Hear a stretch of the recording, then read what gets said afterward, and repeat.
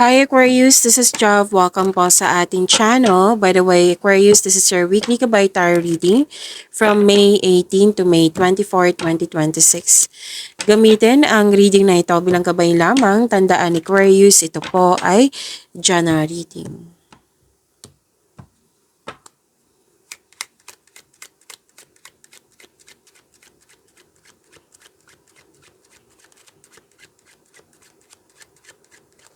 Mga parating pa para kay Aquarius ngayong May 18 to May 24, 2026.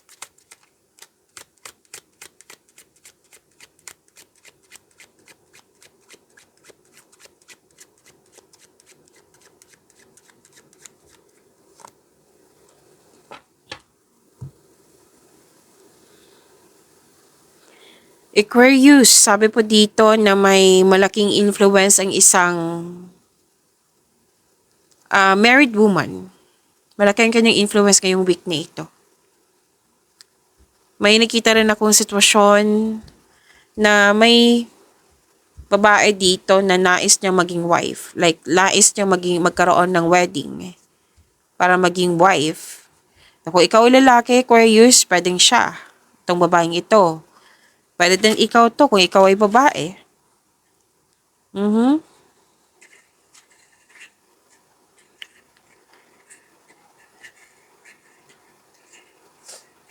Pwede din po na may naisip ka na isang babae, married woman, na nagkaroon kayo ng disconnection. Nagkaroon ng unresolved issues.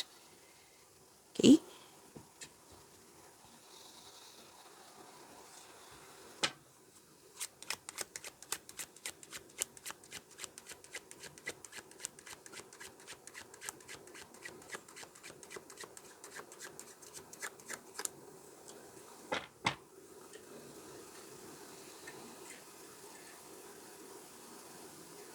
Oh, this is good kasi may positive energy.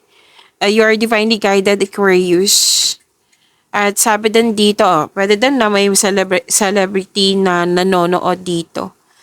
And nagkaroon din ng improvement sa, okay, pwedeng self-improvement.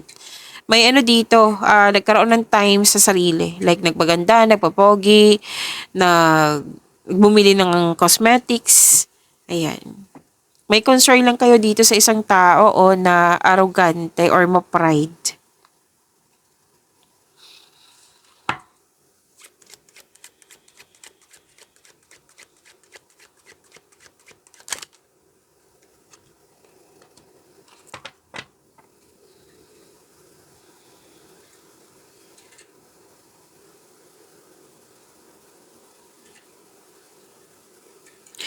So, may dumating na news.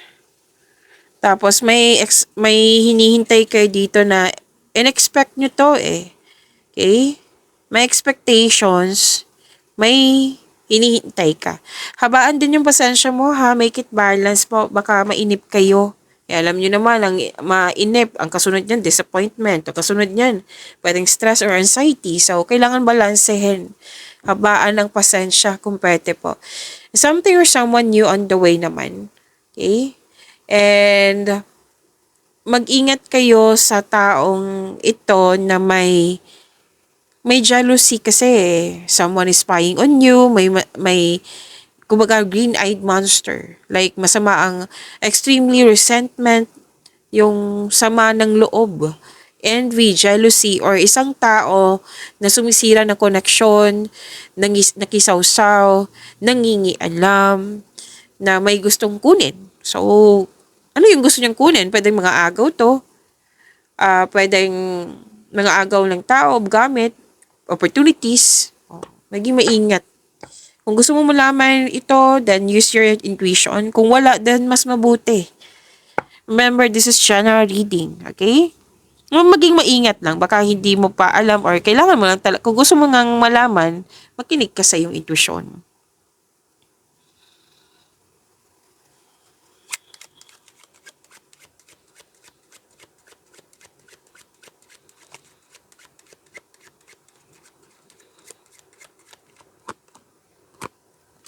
Fresh start. This is new beginning, a new start.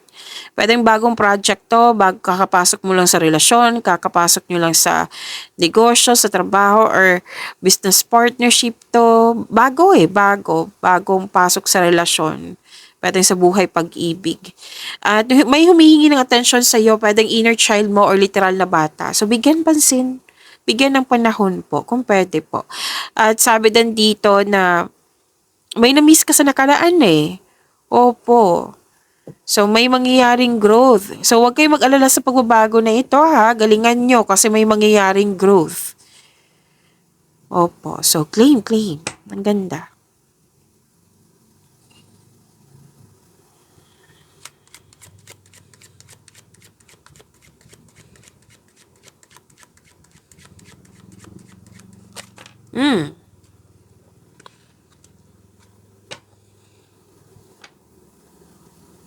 Oh, okay. So, andito pa rin yung waiting for result or a telephone call.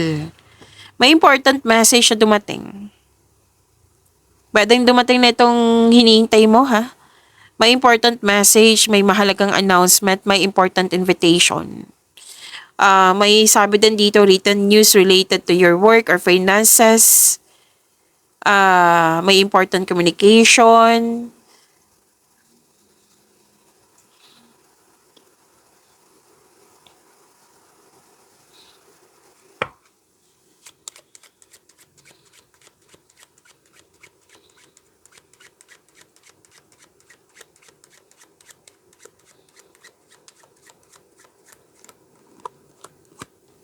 May ano dito,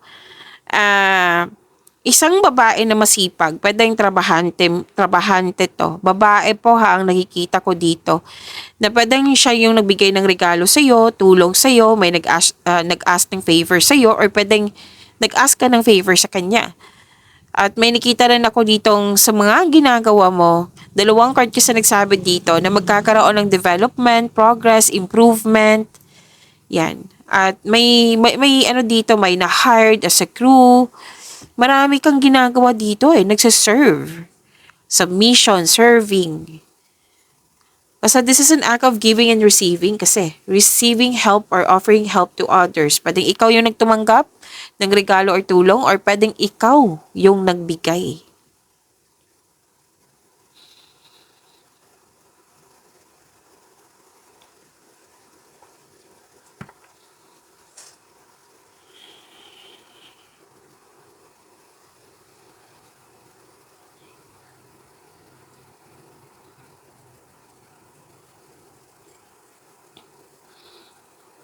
Okay.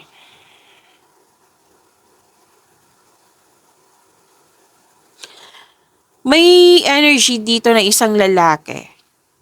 May sinabi kasi sa akin, pwedeng ikaw to kung ikaw ay lalaki. Or kung hindi ka lalaki, pwedeng ibang tao to na isang married man, 45 plus years old, na malaki din ang kanyang influence. Matulungin to, boss, protector, pwedeng house owner, boss, amo, teacher. Kasi nagtuturo Nakikita ko dito nagtuturo. Aquarius, ito yung gawin mo. Wag mo totoong gawin. Kasi na-experience ko to, mapapahama ka mo. So, pinoprotektahan mo kumbaga. Nag-dictate hindi diktador na like mabigat, like toxic. Hindi po. Like, pinoprotektahan ka niya. Pwedeng obligasyon ka niya. Na malakas ka talaga ang influence niya. The very generous, matulungin talagang taong ito. Ang energy nito, matulungin. Kaya ikaw itong lalaking ito, ikaw ito na very matulungin, very generous. Kung babae kayo, pwedeng ibang tao to. Okay? Gusto nyo mag-staycation sa bahay? Kasi you felt calm, relaxed, and security pag nasa bahay ka. Plano pa ito or gagawin nyo na. Okay? At sabi din dito na may inisip ka dito, bahay or bahay nyo. At sabi din dito na home base yung trabaho nyo, ang ilan sa inyo.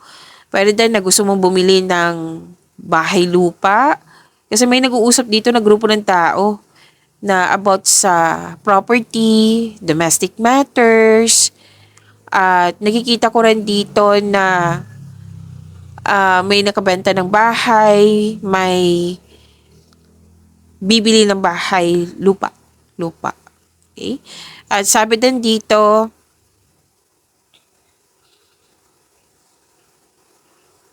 prosperity ito eh. Prosperity po ito. Mhm.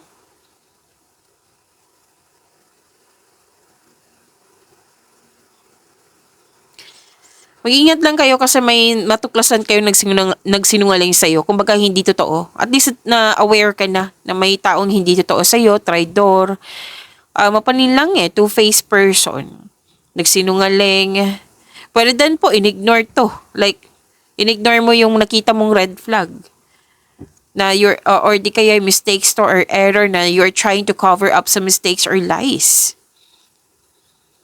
So, maging maingat. Lumabas to para maging maingat ka. Put limitation kung hindi siya makipag-cooperate or kumbaga, ayaw mong kausapin, kumbaga, put limitation. Kung pwede.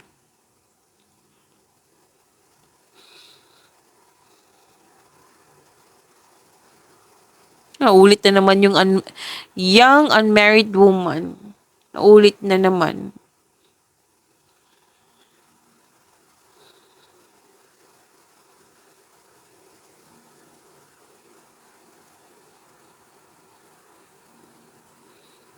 May ano talaga dito. Most likely, babae itong ka-rival mo.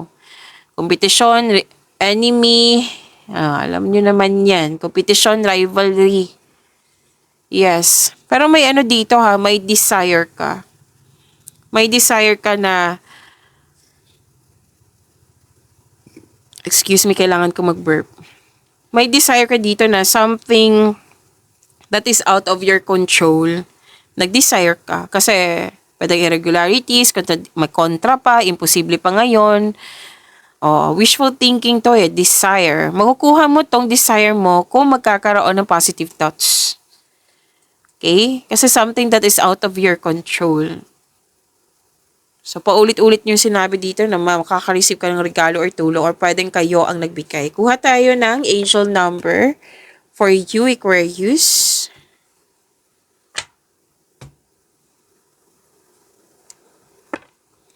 Ngayong May 18 to May 24, 2026.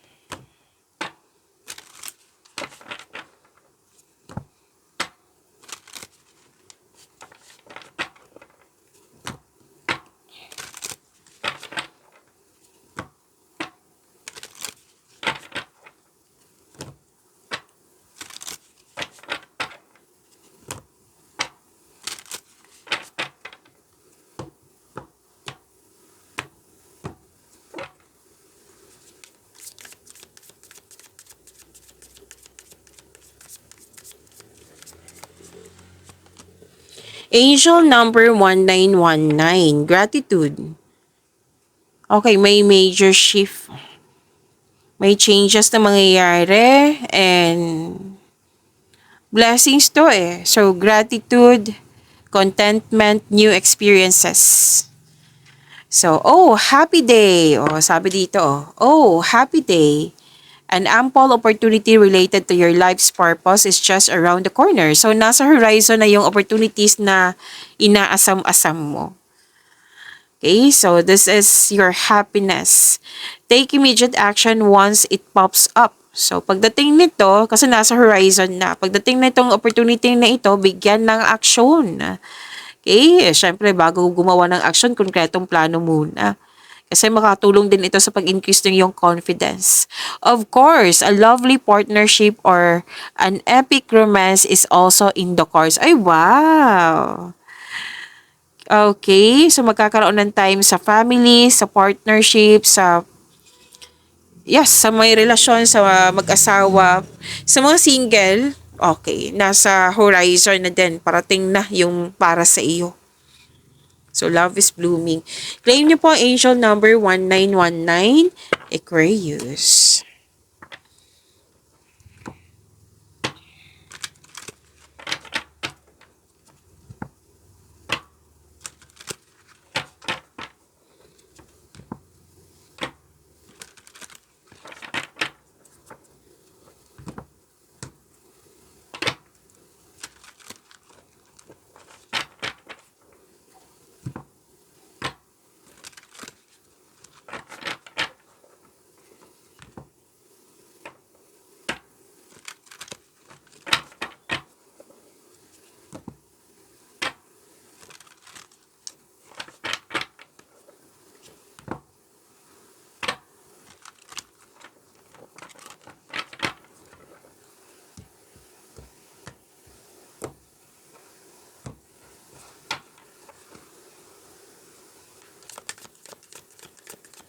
Energy po para kay Aquarius ngayong May 18 to May 24, 2026.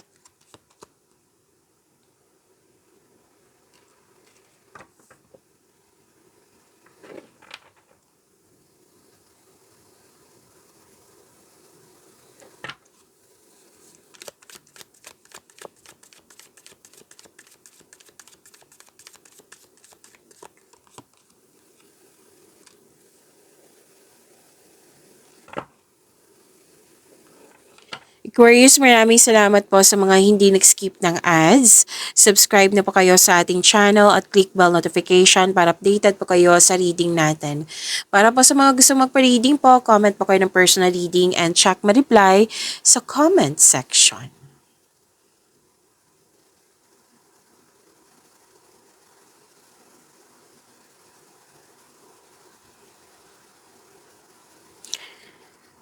So, sa energy nyo, paulit-ulit kasi ito sinabi kanina. Natandaan nyo yung mga taong hindi totoo sa'yo, natuklasan mo, nandito po.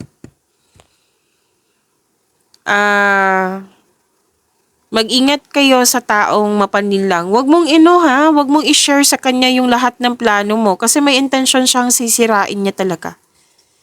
At least natuklasan mo kung sino tong nagsinungaling, nagwa-backstab sa'yo, may tinatago sa'yo. Pero then may concern ka sa isang tao na hindi marunong magbigay halaga, na walang pakialam. So,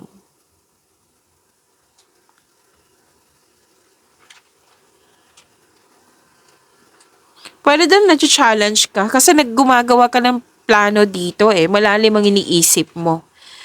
Tapos, may sikretong mabubulgar. Sinabi din to kanina, nag-clarify siya dito sa tarot cards mo. Etong lihim na to or nagsisinungaling, kung malapit to sa iyo, mag-uusap kayo. So sabi ng yung card dito, maging tapat at bukas at makipag-usap ng malinaw sa loob ng inyong koneksyon. Tapos na-discover mo talaga, kung hindi to close sa iyo, na-discover mo talaga na may tao dyan na, sinabi to kanina na lumabas din dito, na may tao, yung patuloy ka pa rin sinusuyo, pero alam mo na hindi siya totoo sa'yo. At least na-discover mo, huwag kang ma-disappoint. Choice nila yan. Okay? Choice nila yan na maging ganyan.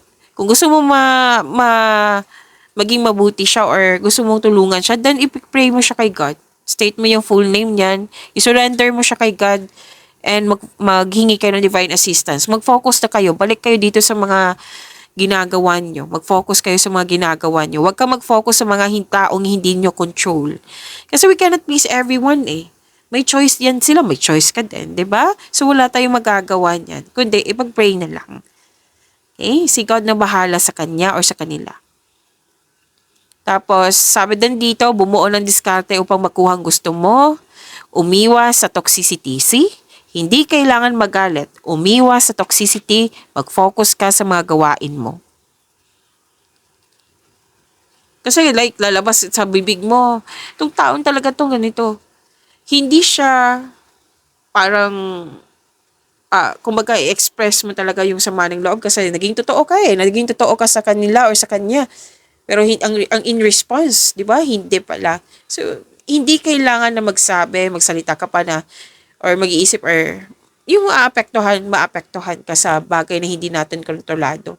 So, wag nilang magsalita, lalo na't magsalita wag magsalita ng hindi maganda, hindi yan nakakabuti sa iyo, Aquarius. Kasi, parang bumirang yan babalik yan sa iyo. Wow, gusto mo ba? Yung sabi ng card, yung parati kong tinuturo sa inyo na positive affirmation, yan, nakakatulong yan sa iyo. Huwag kayong magsalita lang hindi nakakabuti, kahit hindi man para sa iyo.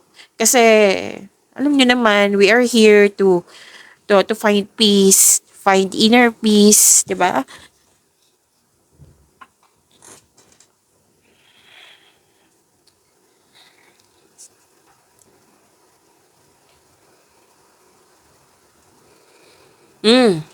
Kailangan mo mag-rest, magbakasyon, magtamang pahinga, rest day.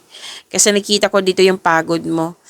Hindi lang to sa mga taong pasaway. Marami kasing ginagawa, marami ding iniisip. Sabay-sabay, alam nyo naman, di ba?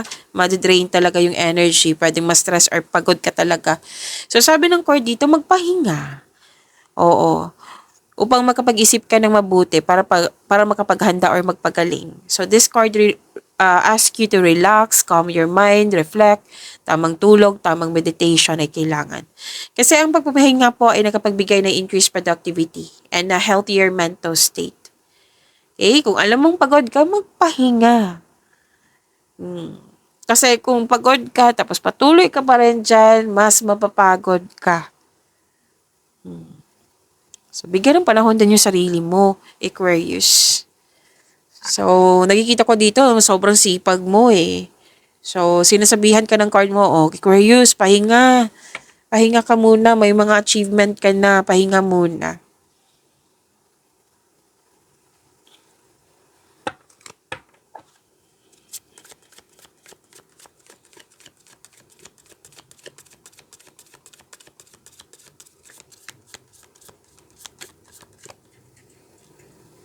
Career and money.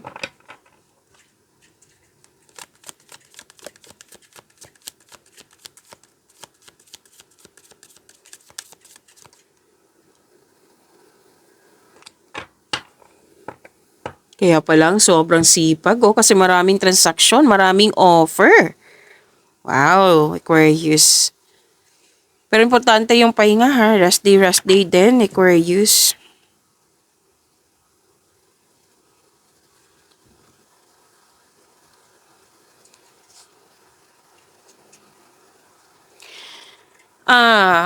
Oh. This is good. Kasi 'di ba may mga pangyayaring hindi natin control. Nakikita ko dito you're walking away. You're walking away, moving on. Kumbaga, 'di ba, kung makatutok kung mag-focus ka sa mga bagay or sa mga tao or sa sitwasyon na alam mong hindi magkakaroon ng growth or slow ang movement. Okay? Na-realize mo dito, ayoko mag-focus dito. I want growth. So, dito na ako mag-focus sa mga pagkakataon na binigay sa akin. Nagpasya ka dito eh. Pwede din literal na umalis. Okay?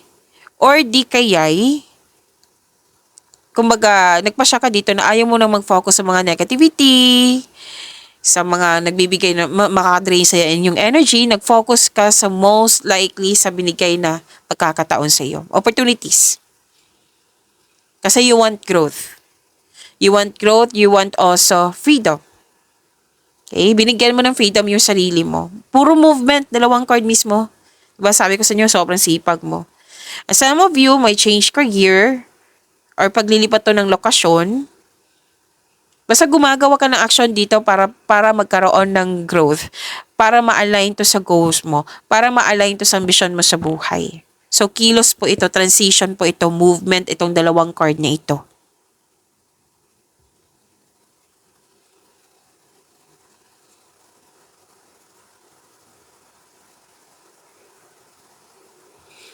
Naiinip si Aquarius. Kasi, sa mga na-invest dito, excuse me, kailangan ko mag-burp. Hindi lang to sa sa pera. Pwede sa pera nga.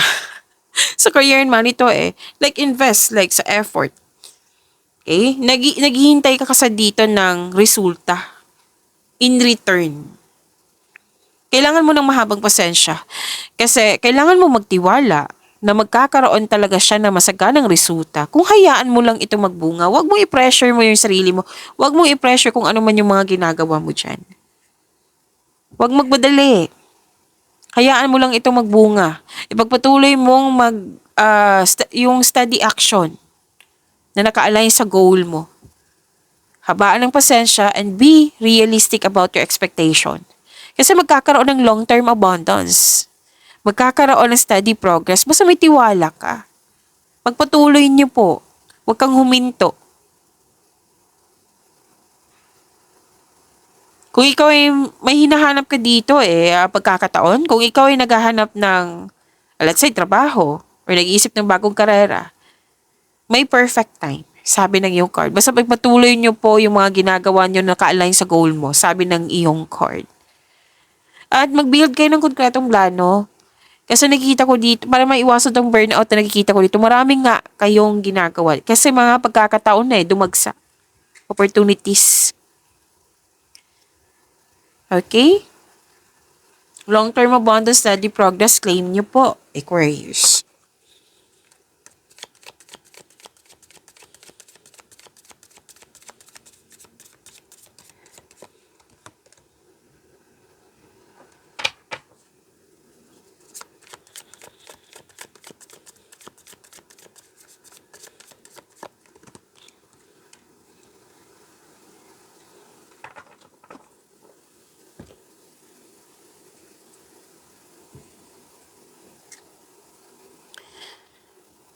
Aquarius, gusto niyo bang ma-prompt kayo, ma-notify kayo na may bago tayong upload na video? Like, mapanood niyo po yung premiere ng video natin. I-click niyo po yung bell notification. Kung hindi niyo po alam, magpaturo po. Nag-o-offer na po ako ng rush reading. Okay, so comment down personal reading at antayin yung reply ko. Huwag niyo din kalimutan na mag-subscribe sa channel natin. At napanood niyo na ba yung 4 na video natin? First half, second half, monthly, 3 months from now. Kung nakalimutan niyo or hindi pa napanood, andito lang po sa channel natin. Hanapin niyo po. Scroll down niyo lang po.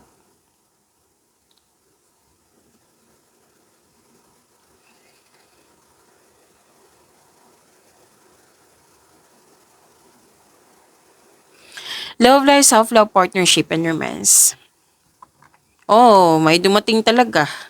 Love is blooming. Pwedeng ikaw yung nakagusto sa kanya agad, na binigyan mo agad ng aksyon, or siya.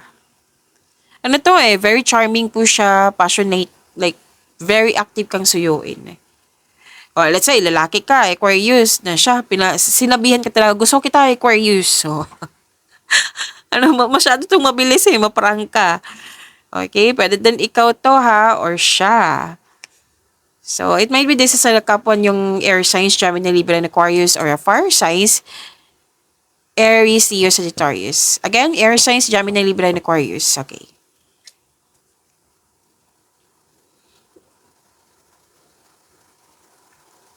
So, may bagong relasyon nga. Love is blooming.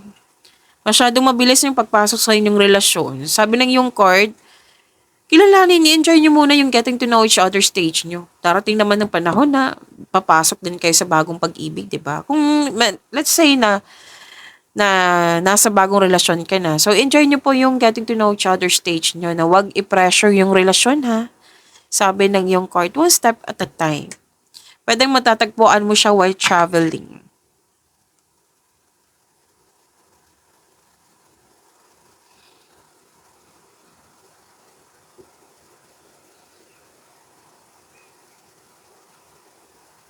Oh, ganun pa rin Same pa rin. Dalawang card mismo nagsabi dito na huwag madaliin na magkaroon ng relasyon. Huwag kilalanin nyo muna. Sa mga naghihintay dito, sa mga single po, may ibibigay ang universe sa'yo. Yes. Na huwag mag-alala, the universe is working behind the scenes to bring romance into your life. So, trust the divine timing. May tao talaga nakatadhana sa'yo sa mga single dyan.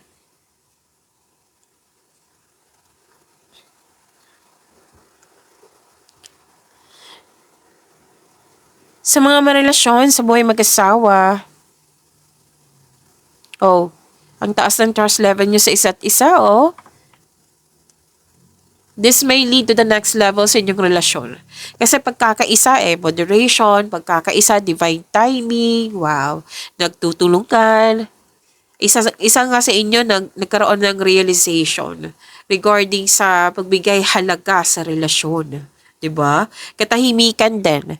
Balanse ang nakikita ko dito. Claim.